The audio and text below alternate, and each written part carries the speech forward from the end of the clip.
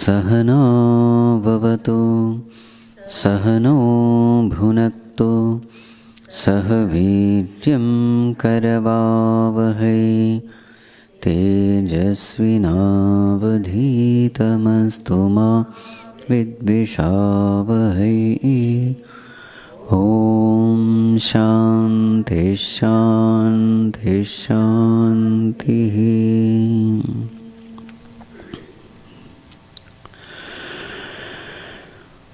मनमोहनाङ्गरामा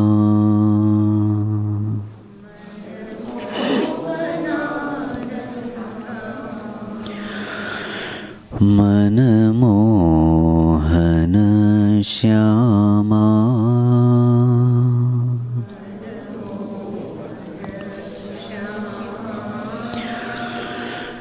मनमोहनाङ्गरामा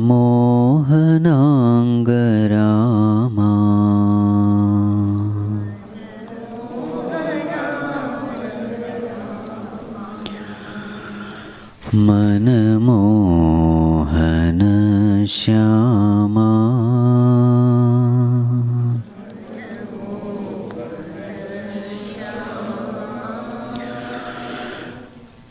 प्रेम सुगुणरामा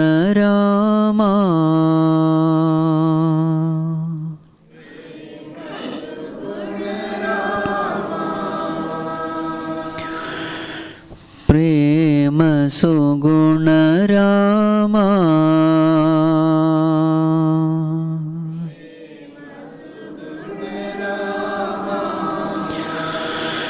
वैदेही हृदय सदारमा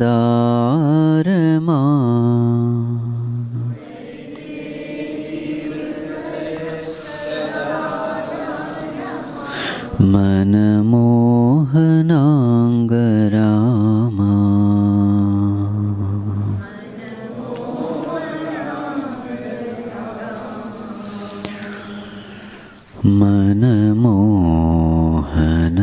मनमोहनश्यामा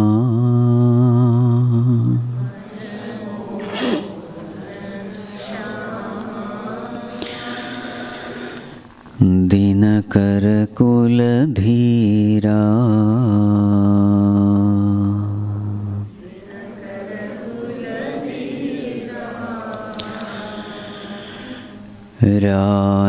राजसेविता श्रीकरा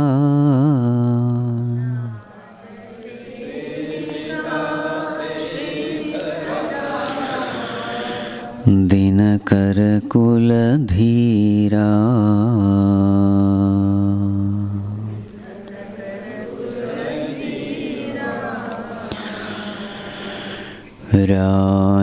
राजसेविता श्रीकरा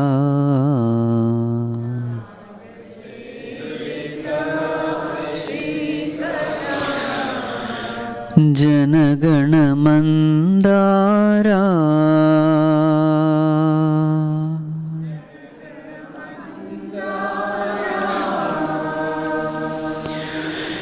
जनगण Mandhana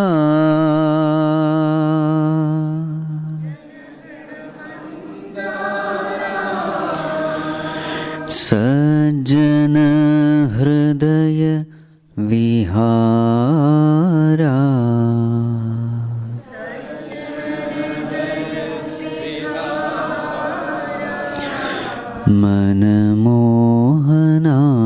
मनमोहनाङ्गरामा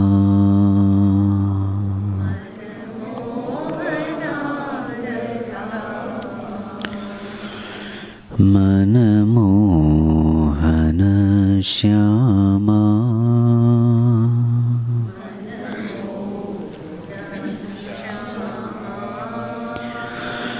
मनमोहनश्यामा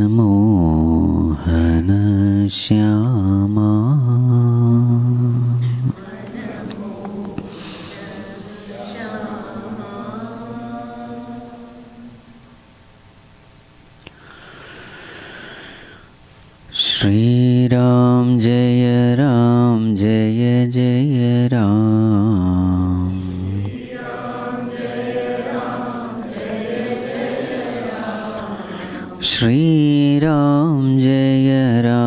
Jaya Jaya Ram.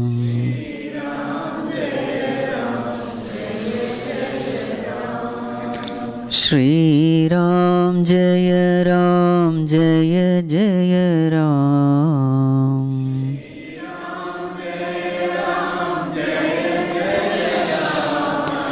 Shri Ram Jaya Ram Jaya Jaya Ram.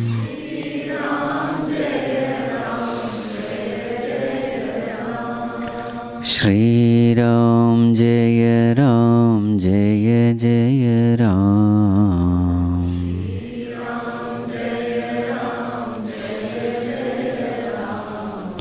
Shri Ram Jaya Ram Jaya Jaya Ram.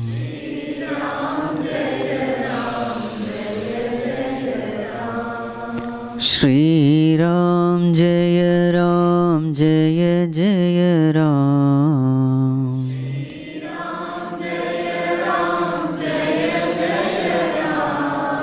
Shri Ram Jaya Ram Jaya Jaya Ram.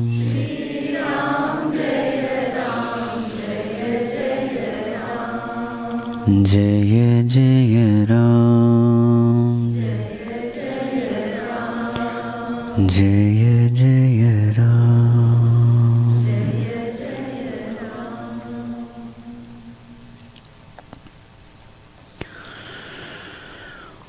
Atulita baladhamam hema shailabhadeham danujavana krishanum jnaninam agraganyam sakalagunanidhanam Vanaranamadhisham Raghupati Priya Bhaktam Vatajatam Nama. Raghupati Priya Bhaktam Vatajatam Nama.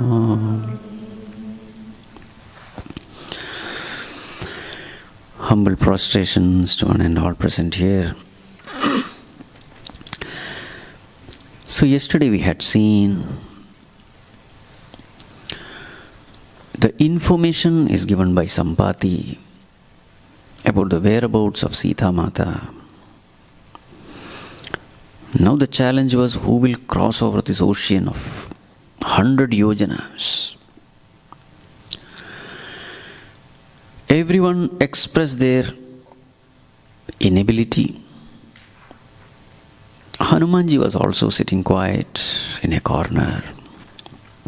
It is at that time that Jambavan comes to Hanuman and said, Hanuman, you are the very embodiment of knowledge, wisdom, intelligence, discrimination, strength. Though this praise was heard by Hanumanji, nothing happened to him. But when Jambavan said, Hanuman, do you know why you are born? You are born in order to serve the Lord. And these words have a miraculous effect upon Hanumanji. He starts growing huge. Not only that, physically he was growing huge, the confidence level was as huge as a mountain. He said, Jambavan, tell me what I am supposed to do. Crossing this ocean is just a sport for me. What is it that I am supposed to do? I will go there, kill that Ravana along with his army single-handedly, uproot the entire Trikuta mountain and bring it. Jambavan said, no, Hanuman, you don't have to do all that. I know you can do it, but you don't have to do all that. There is a huge purpose. There is a cosmic plan behind all these leelas of the Lord. You have to just go there, find Sita Mata, give Bhagavan's message to Sita Mata and come back. The rest Bhagavan will do. And in the process, Bhagavan will express his noble virtues, which will be sung by Naradadi Rishis. And these noble virtues will attract the minds of common man towards Bhagavan. And this devotion unto the Lord will purify their hearts. And finally, such a purified mind, with such a mind, they will come to know this Bhagavan is not somebody outside, he is the very self in us. And thus, this leela is mainly for the liberation of the suffering mankind. Hanumanji understands. He was very happy. And then what does Hanumanji do? Hanumanji prostrates to everyone present there and tells them, my friends, wait here. The very fact that there is so much of inspiration from within, there is a great joy. That itself is an indication that Bhagavan wants me to do this. And that itself is an indication that I will be successful. So just wait. And thus, now Hanumanji is proceeding to take a leap. So what does he do? So there is a nearby hillock. And the name of the hillock, it's not mentioned here, it's Mahendrachala mountain. Mahendrachala. So Hanumanji climbs over that hillock, remembers the Lord. Now you will always find this one aspect. Whenever Hanumanji is going to do something, he will first bow down to Bhagavan in his heart. And then he will do everything. This is a lesson for every one of us. Whatever you do, always keep Bhagavan in your heart. Then he takes a leap, standing on Mahendrachala. So it is said here, such was the power with which he kicked back the mountain, that the whole mountain went into Patala Loka. So such, what you call, exaggerations you will find throughout in Tulsi Ramayana. Many times we may think that, oh, I don't think this is possible. But then, yes, what is not possible for Bhagavan and his devotees? This is the spirit with which you must read everything. Okay? Don't use your scientific, logical mind. A devotee is far beyond reason. Fine. Now, there's a beautiful statement made here. What is that beautiful statement? So now Hanumanji is flying. And that flying Hanuman, how is he compared? Jimi amogh raghupati karbana, ehi bhanti chaleu Hanumana. So when Hanumanji was flying, how was it like? Jimi amogh raghupati karbana. Like the bana of Bhagavan. Bana means what? Arrow. Like Bhagavan's arrow. And what kind of arrow is Bhagavan's arrow? Amogha bana it is. Amogha means it is impossible that this arrow will ever fail. The purpose for which Bhagavan leaves the arrow will come back only after finishing that purpose. In fact, Bhagavan's arrow would come back also. That is a unique feature about Bhagavan's arrow. It's not that it gets stuck there and no. It will do its job, come back and fall back into the quiver. So now this comparison is beautiful for Hanumanji. Because Hanumanji does his job and comes back. But more than that, there is something else also. What is that? You see, what we see is only the arrow. We never see the shooter. But everything related to the arrow, every glory of the arrow doesn't belong to the arrow, it belongs to the shooter. The arrow is chosen by the shooter. The direction is chosen by the shooter. The speed is chosen by the shooter. The target is chosen by the shooter. Everything is chosen by the shooter, but what we see is only the arrow striking the target. We never see the shooter. So in the same way, when Hanumanji was flying, he was a perfect instrument in the hands of the Lord, without any sense of doership. What is a sign of a perfect instrument? A perfect instrument, it is an instrument which doesn't decide anything. It is ever available in the hands of the doer. That is a sign of a perfect instrument. There is no will of its own. So Hanumanji was like that. No will of his own. He was completely directed by Bhagavan. What is that element which will prevent the will of the Lord to flow through us? It is our ego.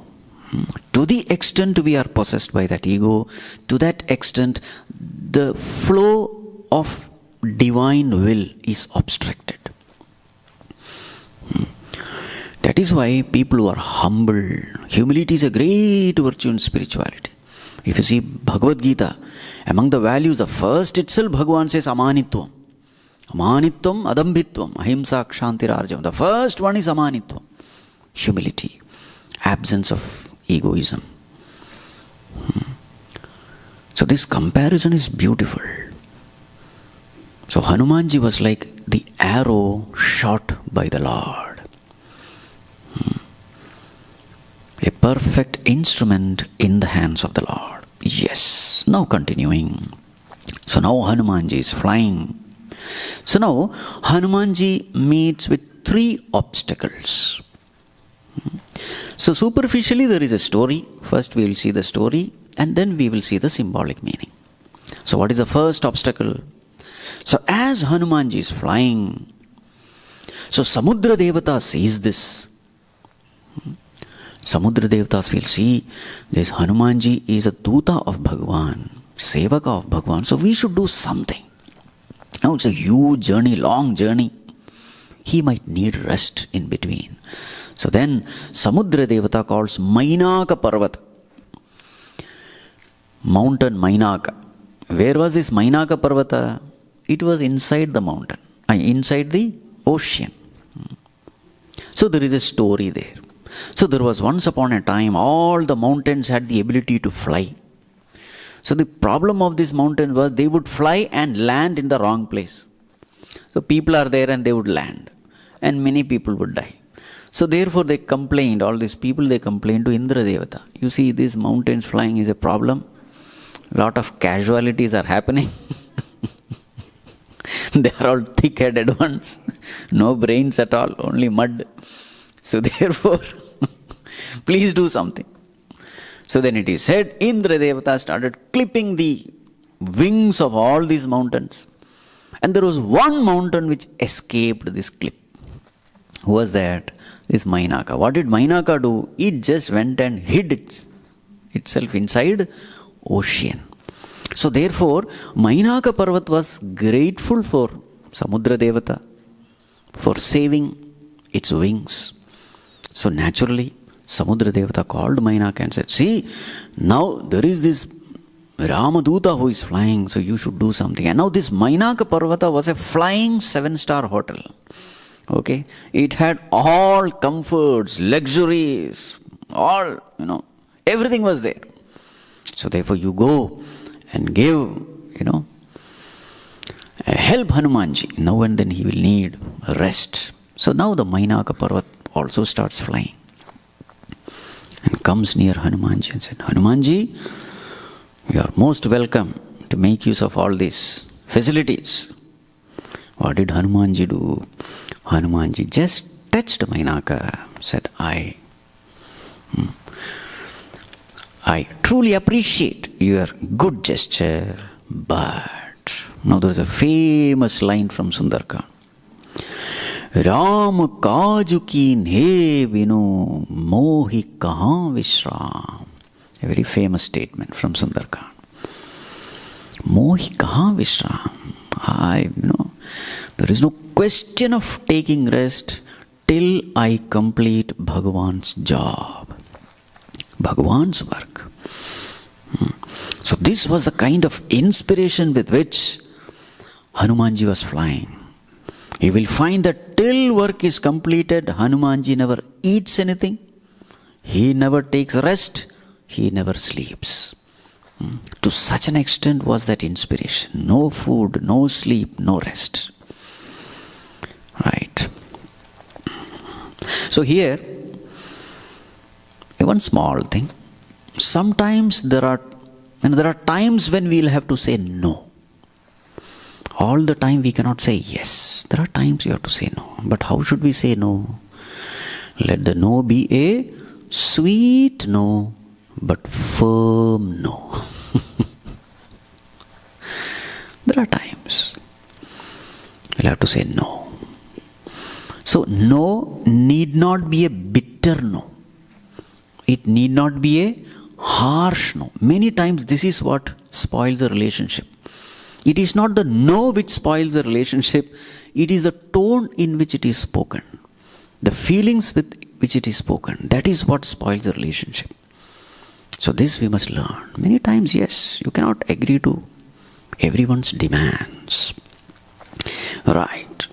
So this is the first obstacle. Hanumanji continues to fly. Now the second obstacle. What is the second obstacle? So now these devatas were also watching Hanumanji flying. So these devatas, they were always tensed and worried. Because now Ravana was ruling, conquering. He has conquered the 3 worlds. All these devatas were thrown out of Swarga. They were miserable. So they were always anxious when this monster will be killed. And now they find that this monkey has been chosen as a messenger. So they were very doubtful. How can a monkey, he doesn't even know how serious the matter is. They were doubtful because this mission was a very difficult mission. Number 1, crossing the ocean itself was difficult. Number 2, even if you reach there, it is on the top of the mountain. Then after climbing the mountain, you have to enter. And inside, the security is very, very tight. To such an extent, later on we will find, even a mosquito cannot enter. That was the kind of security which Lanka had. They had this Chaturangini Sena. And even if you enter, you will have to search Sita Mata. Very difficult. Even if you search, there will be people around Sita Mata. You will have to break that barrier also. Again, even if you break the barrier, Sita Mata herself will not talk to anyone because she will doubt everyone. Right. And then after doing everything, you'll have to come out.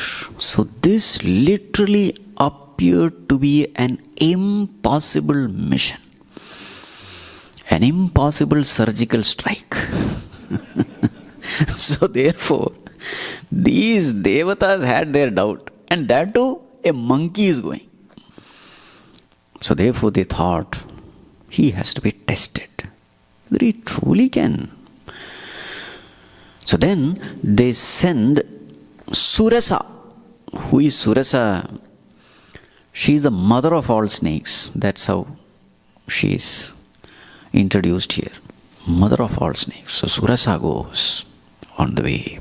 And she stands on the way. So what is the purpose of sending Surasa?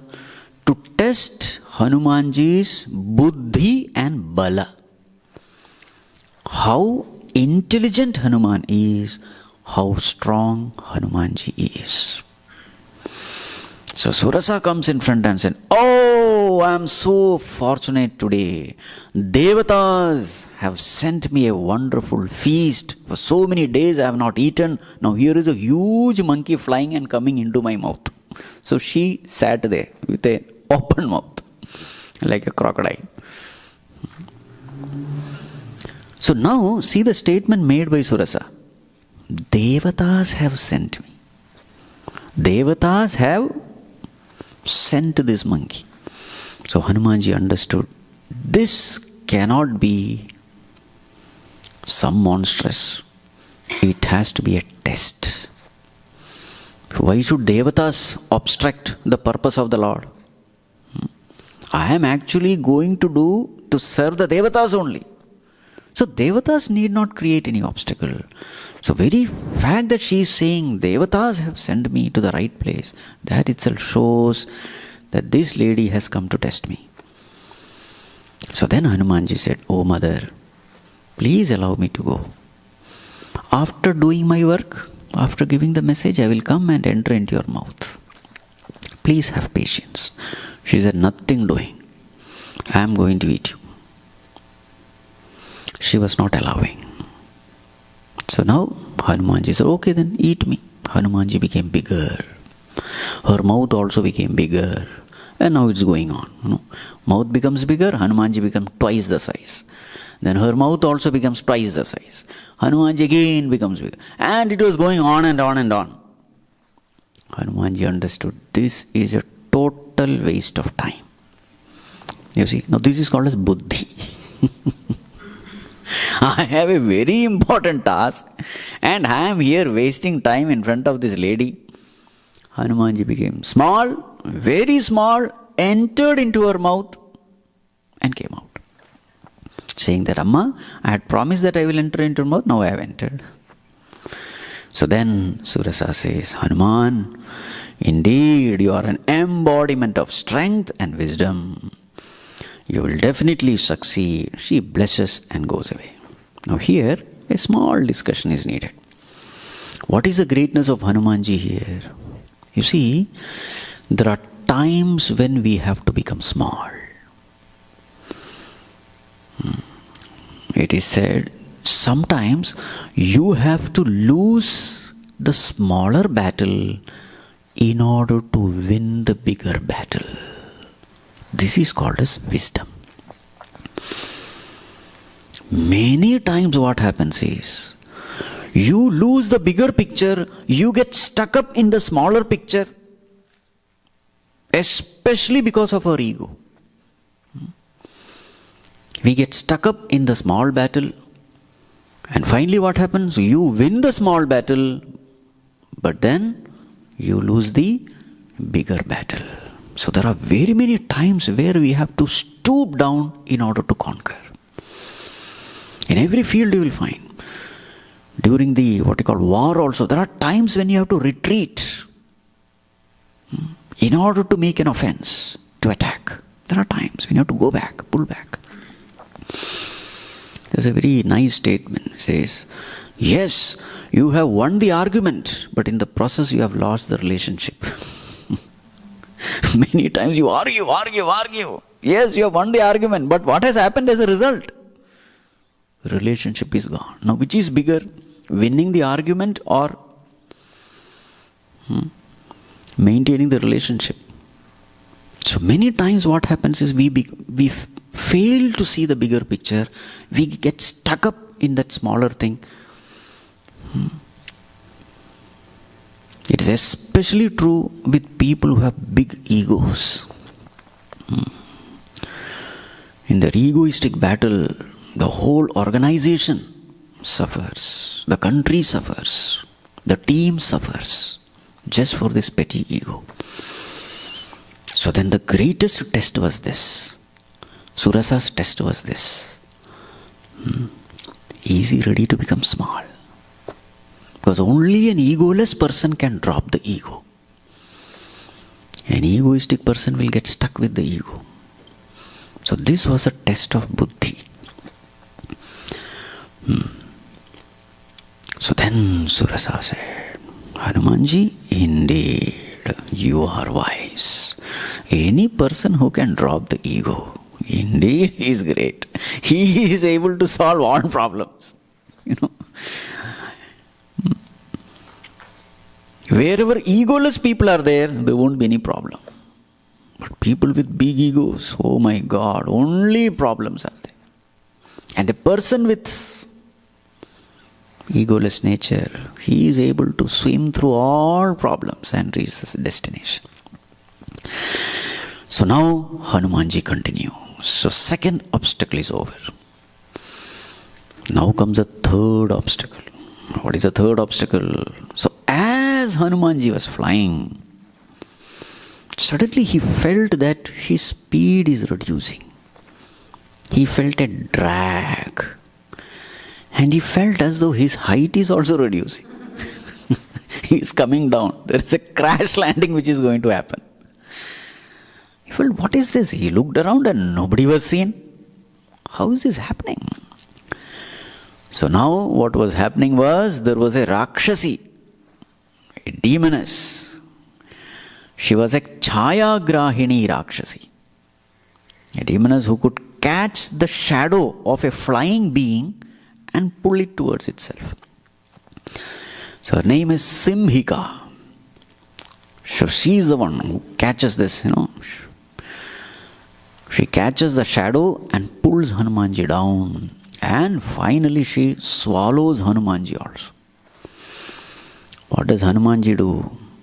There he doesn't say, Amma, leave me and all that. Nothing doing. He just tears her stomach apart, stomach or heart or whatever. Comes out. Kills her immediately. Thus, Simhika episode is also over.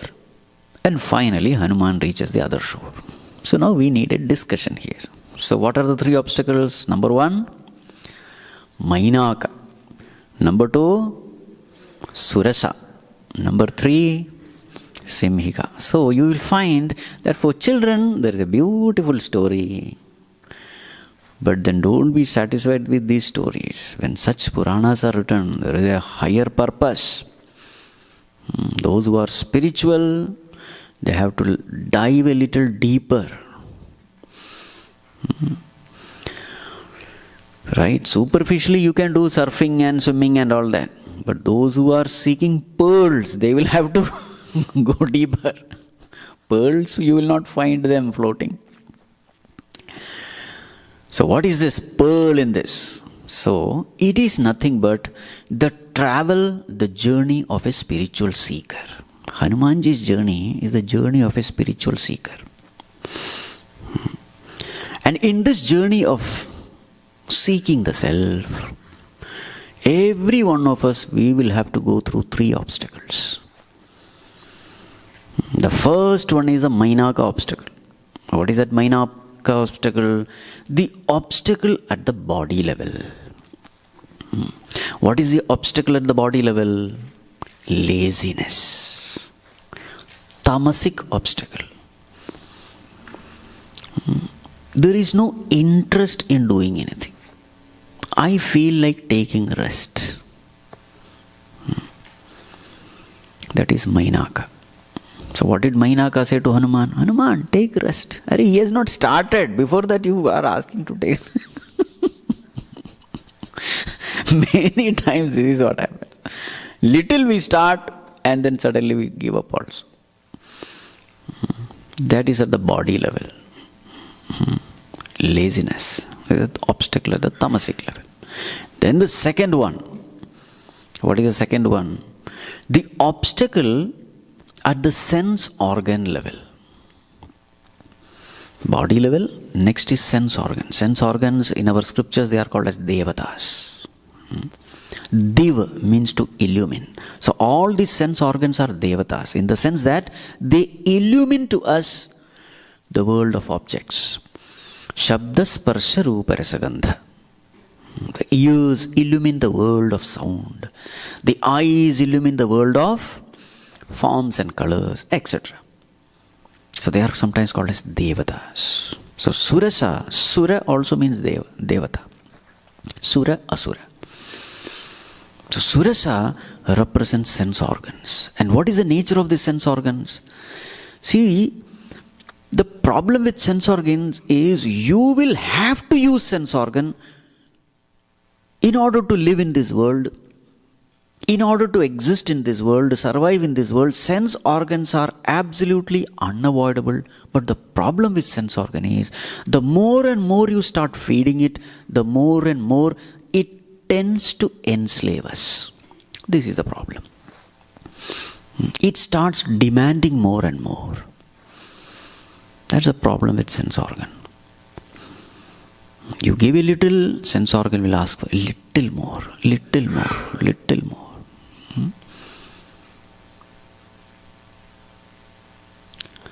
There is some quote of Pujya Gurudev also. Comfort comes as a guest, then lingers as a host. Slowly the guest becomes the host. And then finally this host will try to enslave us. You see the three stages? First, comfort comes as a guest. Then slowly remains there and becomes the host. Now you become the guest. And what is the third stage? You become a slave. This is the way the comforts function. For example, eating. Yes, eating is necessary. You can't avoid eating. But then, slowly, this process of eating occupies our entire life. Now, this is called as the opening of mouth of Surasa. Or mainly this eating only. So that which is supposed to be yoga can become a bhoga. So that's why Bhagavad Gita gives a warning. What is the warning? Yuktahara viharasya yukta cheshtasya karmasu yukta swapnavabodhasya yogo bhavati dukkhaha. As Buddha says, the middle path. Don't go to the extremes. So sense organs have to be used, but at the same time, see to it that they don't take over. So that is that symbolic significance. Hanumanji becomes small. Small means what? Minimize your materialistic needs. Only then you will have enough time for spiritual needs. Right? Simple living, high thinking. So that is Surasa. Tasmattum indriyanyado niyamya bharatarshava. The control over the sense organs. Now the third one is Simhika. Who is this Simhika? Simhika is the obstacle at the mind level. And what is the greatest obstacle? You may say Kama Krodha, etc. But this Kama Krodha's boss. Who is the boss? Ego. And what is the nature of the ego? It is as illusory as a shadow. It is a shadow actually. It is a shadow of the Supreme Self. Ego has no existence at all. It is that illusory existence born out of wrong notion of the Self. Born out of misunderstanding of the Self. It is born out of ignorance of the Self. So anything which is born out of ignorance has no existence. It is a wrong notion. It is like a shadow. Now this shadow has become my killer. If you see this Simhika is catching the shadow and pulling that being, isn't it? So who is the killer of that being? Its own shadow. In the same way, every moment we are suffering in this world, not life, life after life, birth after birth. Who is the cause? Ego is the cause. Right. See the name, Simhika, Simha. What is Simha? Lion. Who is lion? The king of the forest. In the same way, who is the king of our life? Ego has become the king. You see, ruler. Who rules our life? People who have not come to spiritual path, have not come to satsang. 100% ego alone rules them. Even after coming to this path, how difficult it is to get rid of the ego. So you can just imagine the condition of people. So Simhika represents that. So what should be your attitude towards Simhika? Destroy it. Don't show any mercy. See, Hanumanji never killed Surasa. You don't have to kill Surasa. There what is needed is discipline. Minimizing the needs. You cannot kill Surasa. You need not also. You may not 100% get rid of all worldly needs. It's not possible. Worldly needs will be there. Food, shelter, clothing has to be. But yes, as far as the ego is concerned, show no mercy at all. It has to be understood as an illusory entity. It should not be allowed to rule our life. Destroy it. Destroy it means what? Understand its illusory nature. That is the point. Simhika is killed. And then what happens? You achieve success. So these are the three obstacles. Obstacle at the body level, sense organ level, and at the mind level. Alright, shall we continue? Yes, Swamiji. So, finally, Hanumanji reaches the other shore, and then he finds a huge mountain there, just to see what is, how Lanka is located, to study the whole topography of Lanka.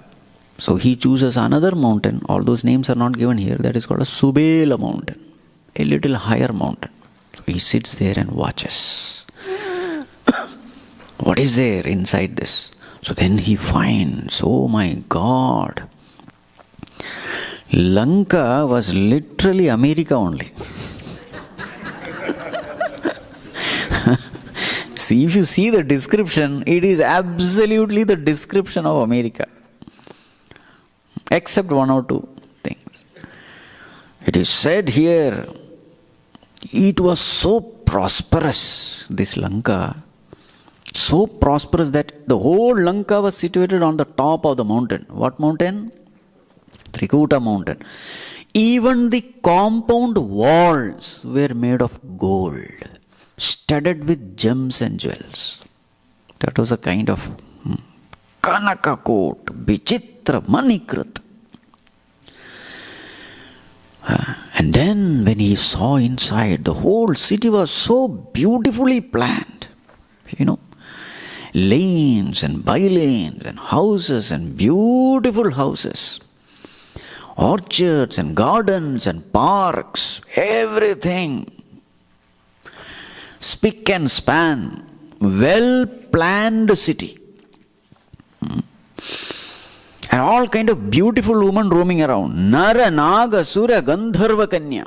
Varieties of, Mexican, Italian, European. That is, it's written here. Everything beautifully planned. You see, it is true. And yes, and then gymnasiums everywhere.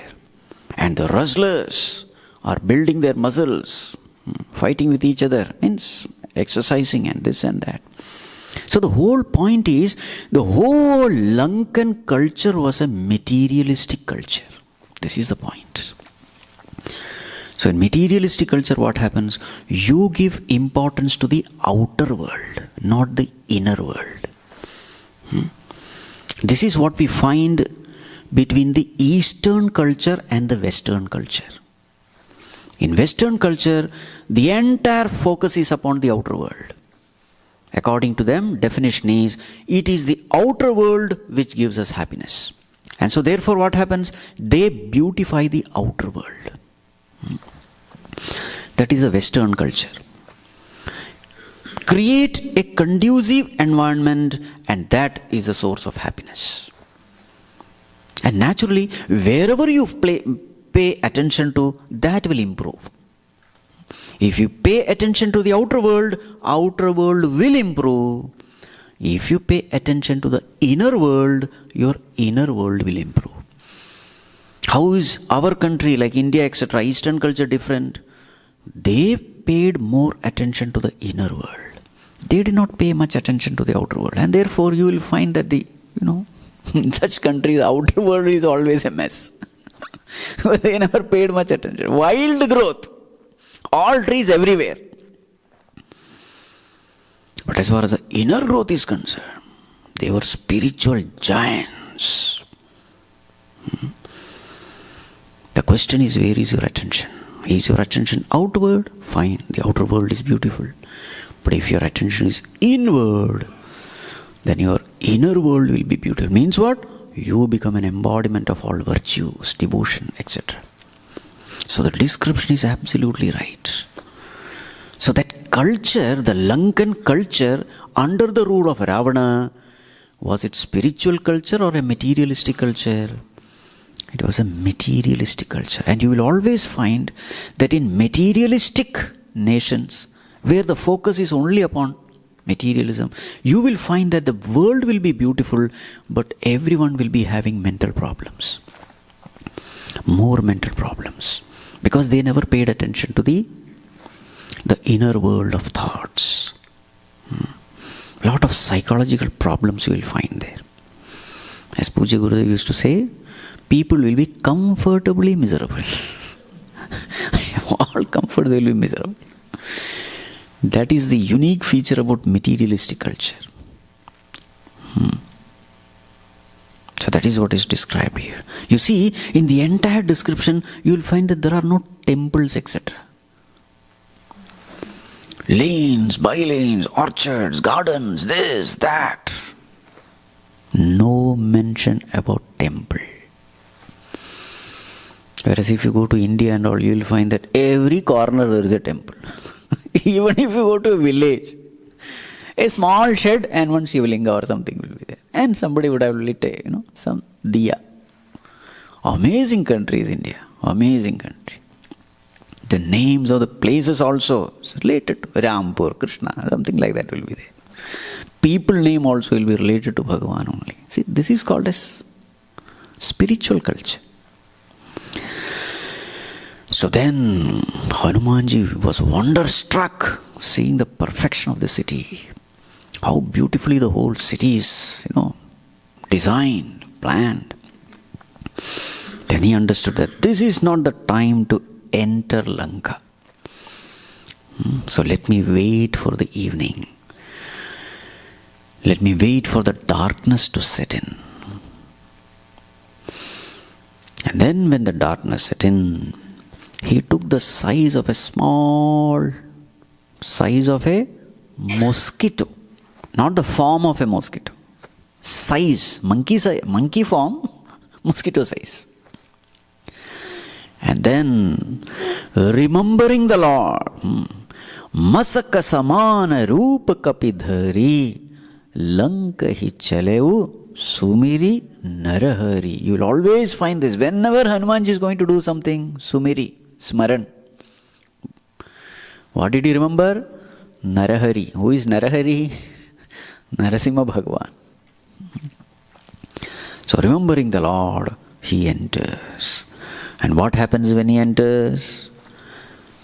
That very same moment he's caught. So see the efficiency of that immigration officer. Even a mosquito could not enter. You see, who is the immigration officer? Security officer is Lankini. Lankini said, "Hey, thief! Stop! You thought that, you can escape?"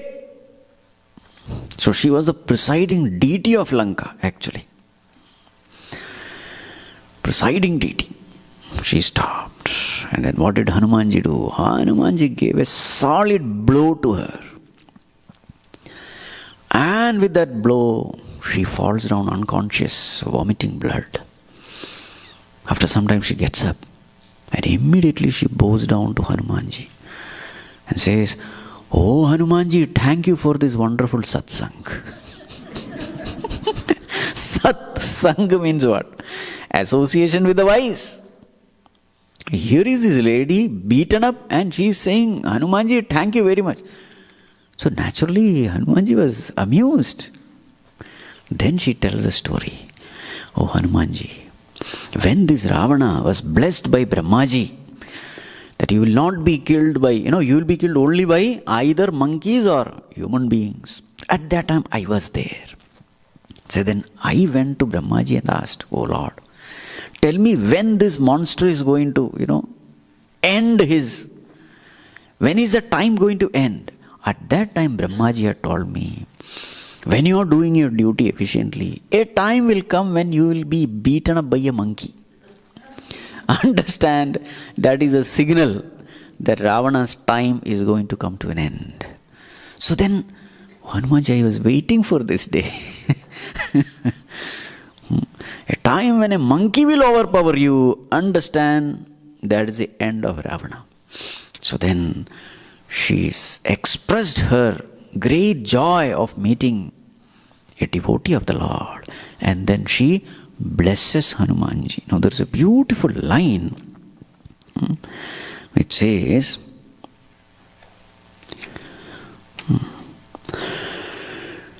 प्रबिसी नगर कीजे सब काजा हृदय राखी कोसलपुर राजा गरल सुधारी पुकरहि मिताई गोपद सिंधु अनल शीतलाई गरुड़ सुमेरु रेणु समताहि राम कृपा करि चितवा जाय. So she blesses Hanumanji and said, "Oh Hanumanji, remember the Lord, keep Bhagavan in your heart and enter Lanka. Because by the blessings of the Lord, what will happen? Everything that you considered as an obstacle will become an opportunity, will become a blessing. Obstacle will become a blessing in disguise. This is what Bhagavan's grace does." So some examples are given. For example, Garala Sudha, poison becomes nectar to the person who has the grace and blessings of the Lord. Poison becomes nectar, number one. Ripu Karahi Mitai, enemies become friends. Gopad Sindhu, the entire ocean becomes a Gopada. Go means cow, Pada means foot. Means what? The puddle of water formed by the hoofs of the cows. So for a person who has grace and blessings of the Lord, the entire ocean becomes a puddle of water. Anala Sitalai, fire becomes cooling. And Sumeru Renu, even the huge Sumeru mountain becomes like a dust particle. So how many? 5. Garala Sudha, enemy and friend, Gopada Sindhu, Anala Sitalai, and Sumeru Renu. Now, in the life of Hanumanji, you will find all these 5 have come true. So the first one, poison becoming nectar. What is that example? Surasa. Who is Surasa? Mother of snakes. You see, you have to be very alert. So that Surasa blessed Hanumanji. So what has happened? Poison has become into nectar. Second one, enemy becoming friend. So many examples you'll find. Vibhishana, and these, of course, Lankini also. Next, Gopada Sindhu. That anyway, Hanumanji is crossing over the ocean. Anala Sitalai, fire becomes cooling. When was it? When Hanumanji burns the entire Lanka. He never felt any burning sensation. So fire becomes cooling. And then Sumeru Renu, mountain becoming a dust particle. What is that episode? Sanjeevani episode. So all these 5 happened in the case of Hanumanji. So Hanumanji, remember the Lord, gain His blessings, grace and blessings, and then do your job. So thus, Hanumanji enters into Lanka. And now Hanumanji is searching for Sita Mata. Everywhere he searches. Everywhere he searches. But no result. So then what you should do? Remember the Lord. You will always find it. It is just not the case of Hanumanji. It is our story also. Whenever we are stuck somewhere, not knowing what to do in life, completely confused, what decisions to make, that is a time when you have to just surrender unto Bhagavan. And then what will happen? Something will happen. It is impossible that something will not happen. Something has to happen. To the extent you are sincere in your prayers, to that extent the happening will be fast. And to that extent the clarity from within will be intense. Clearly you will know, this is what I have to do. Right. Something will happen. So then Hanumanji was searching. He searched even Ravana's palace also. Inside his room also he goes. He doesn't find anyone. So that is the time, no? Everyone's life such moments come. Now he can't ask anyone also because he is a spy. So Bhagavan, save me. And then suddenly something happens. What happens? His attention goes to one beautiful palace. And what is a unique feature about this palace? This palace was literally like a temple.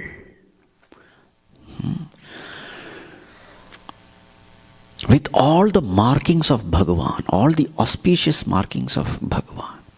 So Bhagavan's bow and arrow was marked. And also in front of this palace there was a beautiful tulasi plant growing. These are all the auspicious signs, tulasi. Now Hanumanji was confused. My God, in this land, materialistic culture, where is the main thing? Where everybody is an atheist. How come there is a temple-like structure? Is it that these Dhanavas, because they are all Mayavis, they can take any form? So how to trust this? Maybe somebody is following me and trying to fool me. He was not ready to accept it. Bhagavan, save me. Then what happened? Again something happens. What happens? मन महु तर्क करें कपिलागा तेहि समय विभीषण जागा राम राम तेहि सुमिरन कीन्हा हृदय हर्ष कपि सज्जन चीन्हा.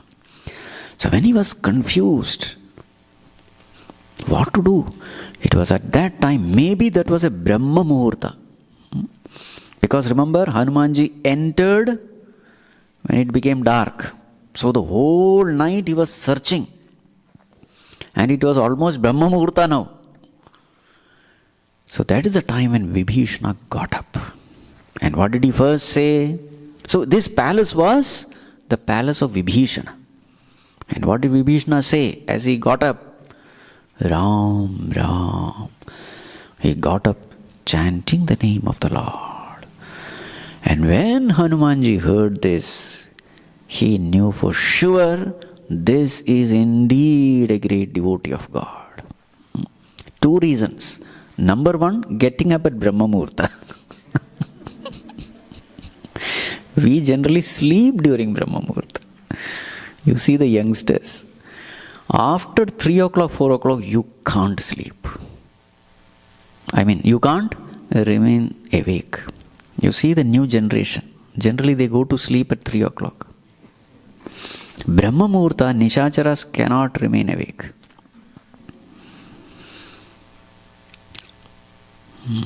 Sajjan, they get up during Brahma Muhurta. They cannot sleep. You see the difference? People with asuric tendencies, extroverted tendencies, rajasic, tamasic tendencies, they cannot remain awake during Brahma Muhurta. Brahma Muhurta means what? Sattvic time it is. And the people who are sattvic, they cannot sleep during Brahma Muhurta. They automatically get up.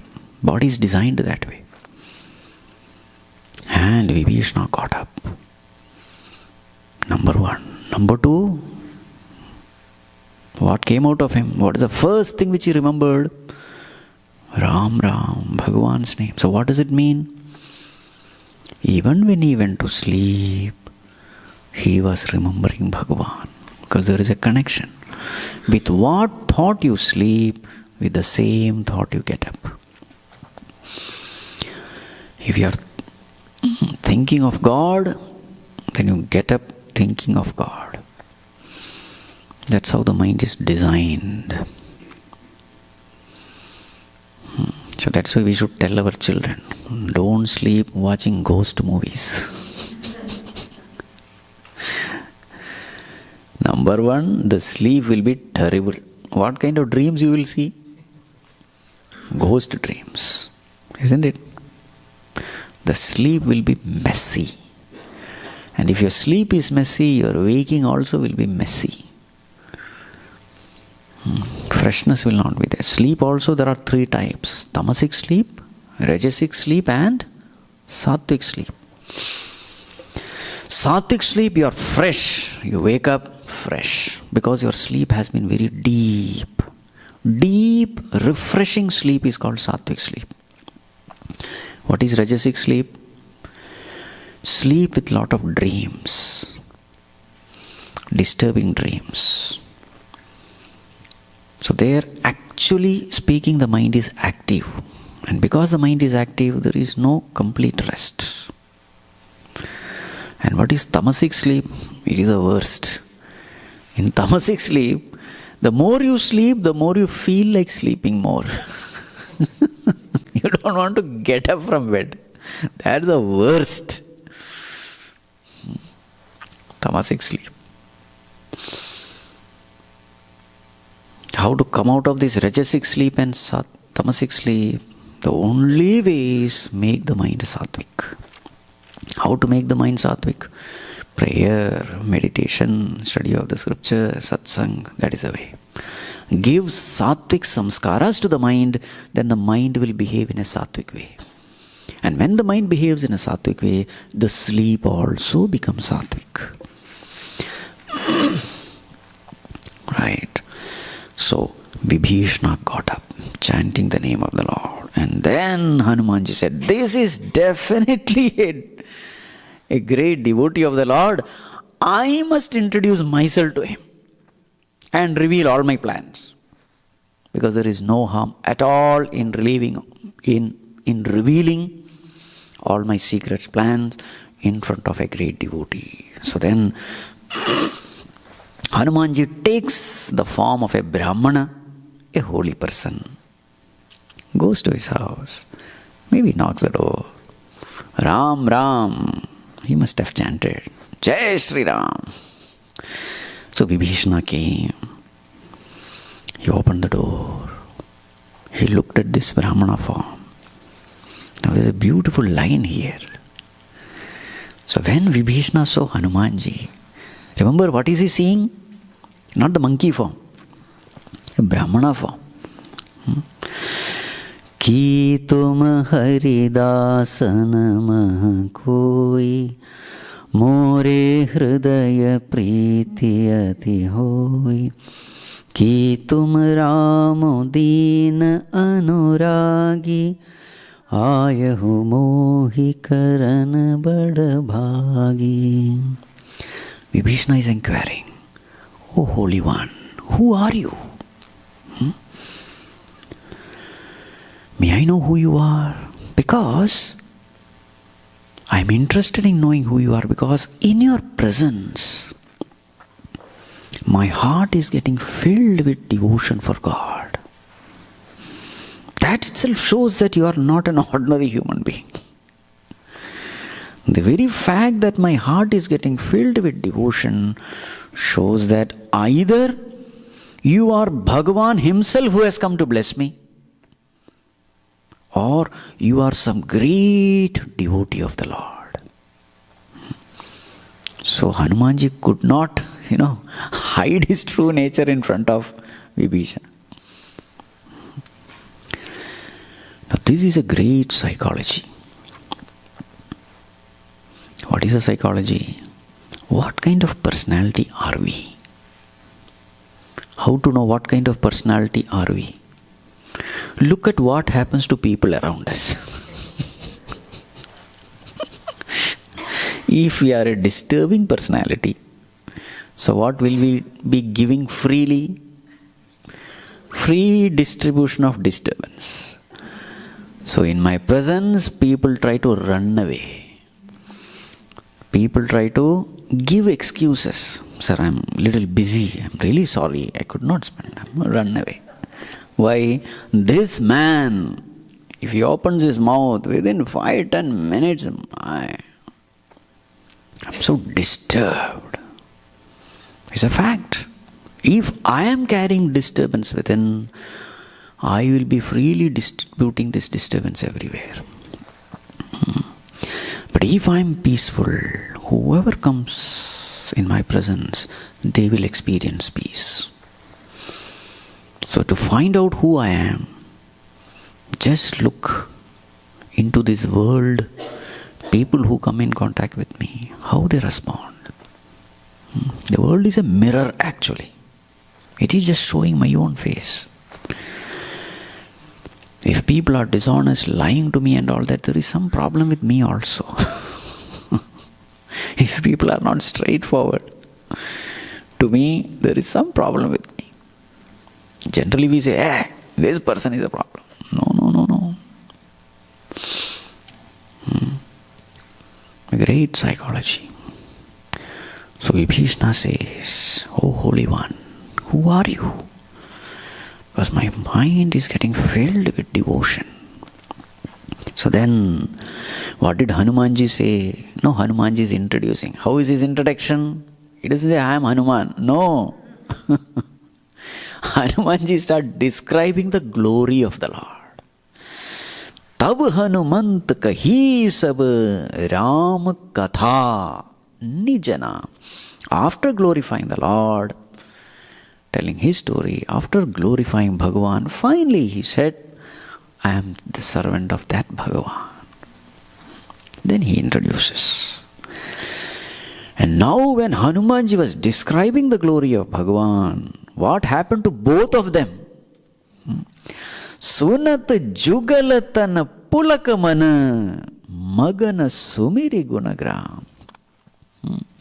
As Hanumanji was glorifying Bhagavan, what happened? Both of them had extreme emotion of devotion surging in their hearts. As a result of which, there was this horripilation, hair standing on end, the voice getting choked, eyes filled with tears. These are all the expressions of devotion, you see. Both of them. So when two devotees come together, what will be the topic of discussion? Yes, the topic will be God, devotees of God and devotion. Just like when two cricket lovers, the talk will be about cricket. Two politics lovers, isn't it? We will talk what our vasanas are. So in the same way, here two devotees have come together. So what will be the topic of discussion? Machitta madgata pranaha bodhayantah parasparam kathayantascha mam nityam tushyanti charamanti cha. This is not from Tulsi Ramayana, okay? Don't search in the book. It is in Bhagavad Gita. Machittaha madgata pranaha. So when two devotees come together, Machittaha, they both of them, their minds are in Bhagavan. Madgata pranaha, their entire prana is in me. Bodhayanta parasparam, both of them are glorifying Bhagavan. Kathayantascha mam nityam. So sometimes this person talks and the other person enjoys. Then the other person talks. You see, that's how this Sanakadi Rishis used to spend time. The four, always remaining in the form of a child of 5 years. So these four brothers, Sanakadi Rishis. So one fellow will do satsang, others will listen. Then the next fellow will do satsang, others will. This is how they would spend their time. So kathayantasya mam nityam tushyanti ramanti. They revel in this. They are totally content in this. So this is what happens when devotees get together. So in the same way, both of them, they spend time together like this, completely fulfilled, bathing in the bliss of devotion. And when all that emotion came down, then they started talking about worldly matters. What is a worldly matter? So Vibhishana said, Hanuman, do you know how I stay in this Lanka?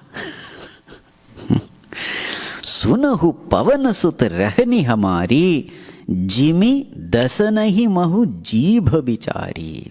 Just like the tongue is staying inside the mouth, surrounded by the teeth, that is the way I am staying in Lanka.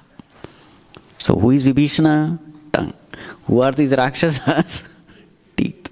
Now this comparison is beautiful. You see, whenever the tongue gets bitten, what can the tongue do? It can't do anything. It has to just go through the pain, that's all.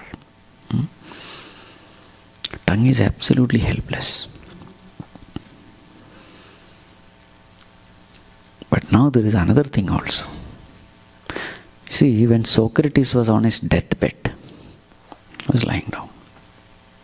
So all the Shishyas, disciples, gathered around. Said, "Oh Guru, what is your parting advice?" Socrates was poisoned. So he was going to die. The Shishyas gathered. What is your parting advice to us? So he said, Socrates just stuck out his tongue. Just took out his tongue. This is my advice. Nobody understood. What kind of message is this? And he said, be like a tongue, not like the teeth. When you are born, tongue is there. No tooth is there. And when you die, tongue will remain.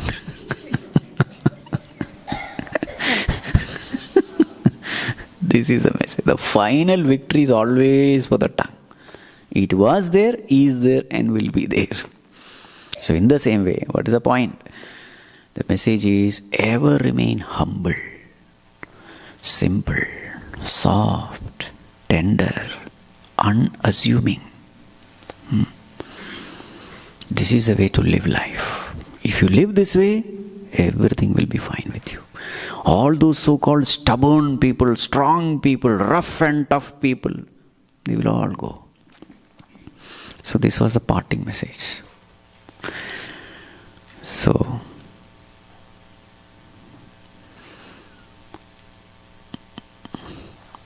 see, there is another aspect to this example also. So Guruji, while explaining this, he said, see, there is a way in which tongue can take revenge against the teeth.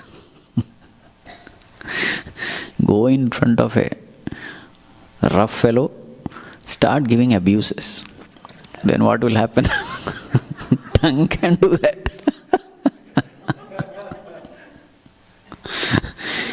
And in a, lighter way, we can say, those people who have not understood Ramayana, they will say that Vibhishana also did the same thing. He went to Bhagavan Ramchandraji and knocked off all the teeth. Isn't it? Vibhishana was the person who gave all the secrets regarding Indrajit and Ravana, how they can be killed. The entire demon race was destroyed because of Vibhishana only. Anyway, that portion will come later.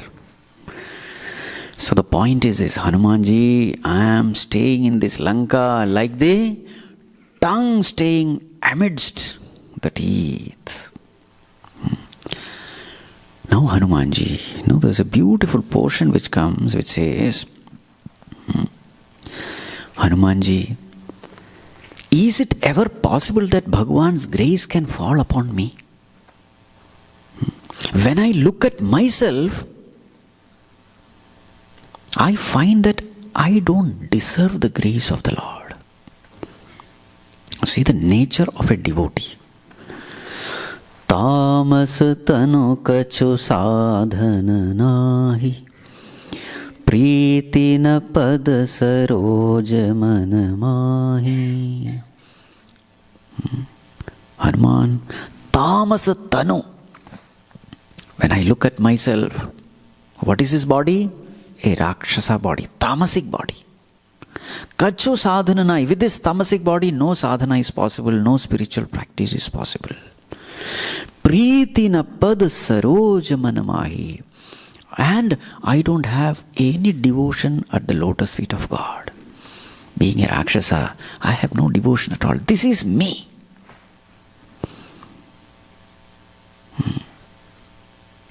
Now here we have to spend some time. Vibhishana is telling this. When I look at myself, I find that I am a demon without any qualification. Now, many times we find that saintly people make these statements. I think Surasa made this statement that I am such a big sinner that even if I go to hell, hell will run away from me. Such statements you will find all these Mahatmas making. Now, is it that they are telling a lie? Because they themselves are so great. If they are like this, then what to talk of us? There is no hope at all then. So, see, this psychology has to be understood. A saintly person is a person who is constantly busy trying to improve oneself. Such a person is called a saintly person, holy person. Because this holy person has a right understanding that all my suffering is because of myself. It's not because of the world. So worldly person and a spiritual person. What is the difference? Worldly person says all my problem is because of the world. And therefore keep on transforming the world, improving the world. This is the nature of a worldly person. I am a perfect man, world is a problem. What about a spiritual person? In the same situation, spiritual person says, no, I am the problem. World is just reflecting my own problem to me. Problem is here. So therefore, a spiritual person is a person who is constantly trying to improve himself. Now, a person who is constantly trying to improve himself, where will his attention be? Upon his virtues or upon his vices? Upon his vices. A spiritual person is a person who is constantly paying attention to one's own vices, negative traits. And now the psychology is, whatever you pay attention to, that you will see. So, this holy man, he has 90% virtues, he is not paying attention. He has only 10% vices, he is paying total attention there. So what will he find himself? He will tend to believe that I am a vicious person. Because his attention is not upon that 90%, or say 99%. Even that 1%, if your attention is totally there, you will think that you are that. This is the way we have to understand. What about the worldly person? Worldly person is ruled by his ego. And what is the nature of the ego? It finds blissful only when the ego is pampered. And what is the easiest way to pamper the ego? Find fault with others. Because when I find fault with others, indirectly, silently, I have given the message that I am a better person. Yes or no? This person is not good. Means what? I am good. And that I am good gives a better feeling for me. A worldly person's joy is always the egoistic joys. And the ego is always busy trying to find fault with others and trying to see the perfection in oneself. So therefore the egoistic person always feels that I am always right. I am perfect. There is no defect in me. All the defects are with others. See the difference. So a saintly person, you remember that story of Duryodhana and Yudhishthira. Yudhishthira said, I am the worst person in the whole city. Whereas Duryodhana said, I am the best person. See, it all depends on what are you paying attention to. It's a psychology basically. So then, a holy person naturally will pay attention to the defects, and this is what he will find. And because he is always paying attention to that negativity, he will always remain humble also. He will always remain humble. So now, Vibhishana says, Hanuman, looking at me, I don't think I deserve grace of Bhagavan. Because by all means I am inauspicious, vicious. But at the same time, when I look at the world, I am seeing that Bhagavan's grace is continuously being showered upon me. A very famous line here. Abu mohi bha bharosa Hanumanta, binu hari kripa milahi nahi santa. A very famous line of Sunderkand. Binu hari kripa milahi nahi santa. Without grace of Bhagavan, you will never get an opportunity to associate with a saintly person. Milahi nahi santa. The very fact that we are getting satsang, we are getting an opportunity to meet saintly people, shows that Bhagavan's grace is with us. So, Vibhishana's question is this: when I look at myself, I don't deserve any grace, but when I look at what is happening to me, I feel that Bhagavan's grace is there continuously upon me. The very fact that I did not come to you, you forcefully introduce yourself to me. You see, that itself shows that Bhagavan's grace is there. Oh Hanuman, will you please clarify? So then Hanumanji says, Sunahu Vibhishana Prabhu ke riti, karahi sada sevak par priti. Vibhishana, the nature of Bhagavan is this. He loves his devotees. He doesn't pay attention to the defects of the devotees. No, have you turned to him? That's all. Bhagavan is yours. The question is not how much defects we have. The question is, have we turned to him? That's all what Bhagavan sees. And then Hanumanji says, look at me. You are saying that you are a Rakshasa, this, that. Look at me. I am a monkey. Kahahu kavan mein parama kulina. You are talking as though I am a very, born in a very good family. High family. Parama kulin family. Kapi chanchal sabhi vidhi hina. A monkey who is fickle, the most inauspicious. And it is said here, anyone who takes the name of the monkey, that day he will not get food also. To such an extent inauspicious this being is. Monkey. But that Bhagavan has showered so much of grace upon me. And as Hanumanji spoke these words, his voice becomes choked with emotion. Eyes become filled with tears. And then Hanumanji says, such is the nature of Bhagavan. He accepts everyone. He doesn't see who you are. His love for you is unconditional. Such a Bhagavan is ever there in our heart. And what is the biggest mistake we are doing? Ignoring him. Janata hu asa Swami bisari, firahi te kahe na hohi dukhari. Such a Bhagavan who has infinite love for us, unconditional love for us, who is ever with us, ever paying attention to us, ever loving us. Such a Bhagavan is in our heart, ever ready to help us. But if suppose we ignore him, how can such a person ever be happy in life? How can such a person be free from suffering? Why not such a person will come back again and again to this world and wander in the miseries of the world? So this is the biggest mistake we are making. What is the biggest mistake? Ignoring the Lord. In the language of knowledge, we say self-ignorance. Ignoring is called ignorance.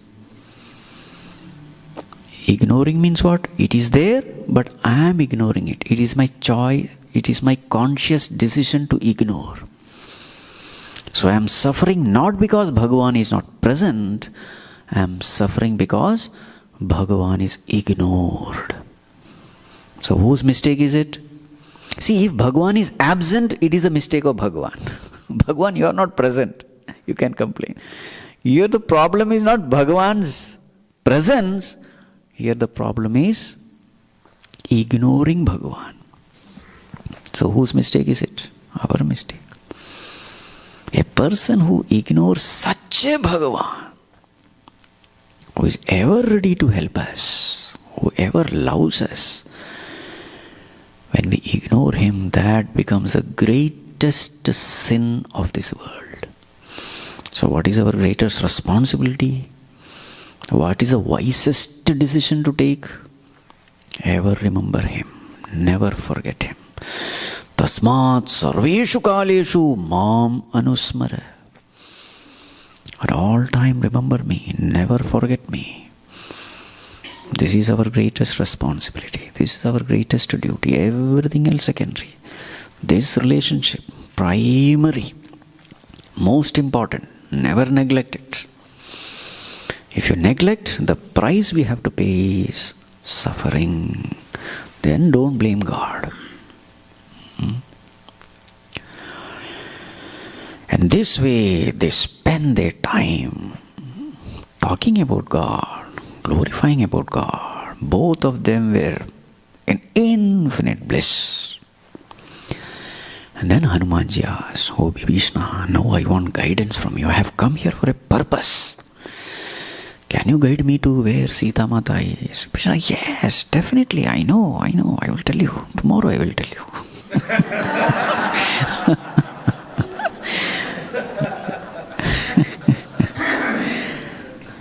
So, let us chant Hanuman Chalisa.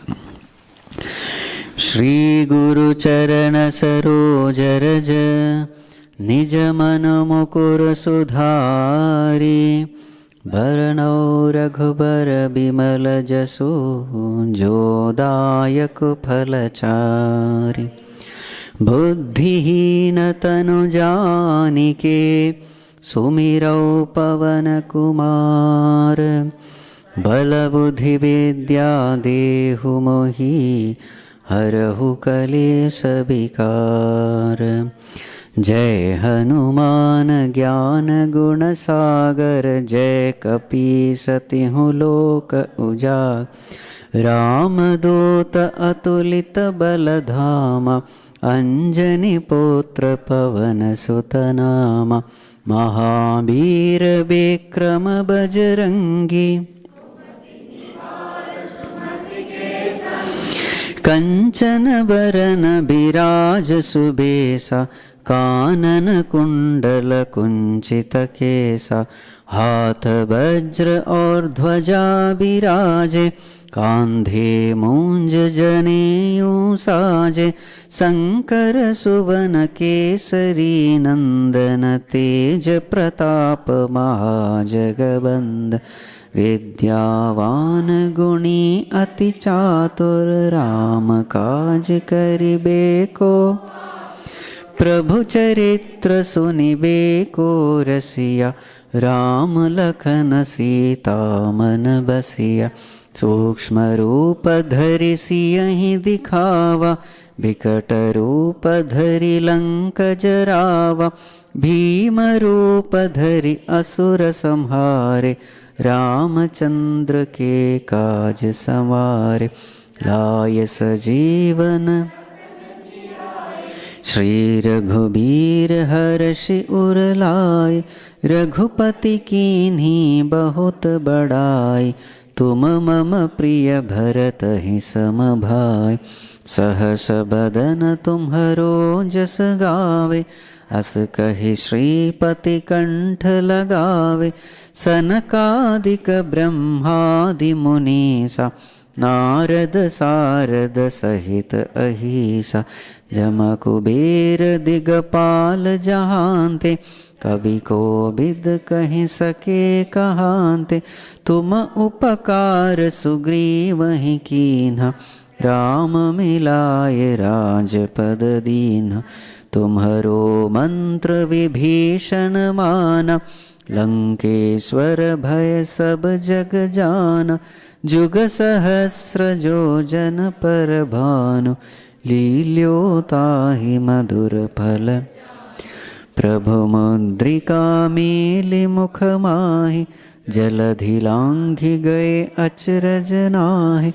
दुर्गम काज जगत के जेते, तुम्हारे तेते। राम दुआरे तुम रखवारे, होत न आज्ञा बिनु पैसारे।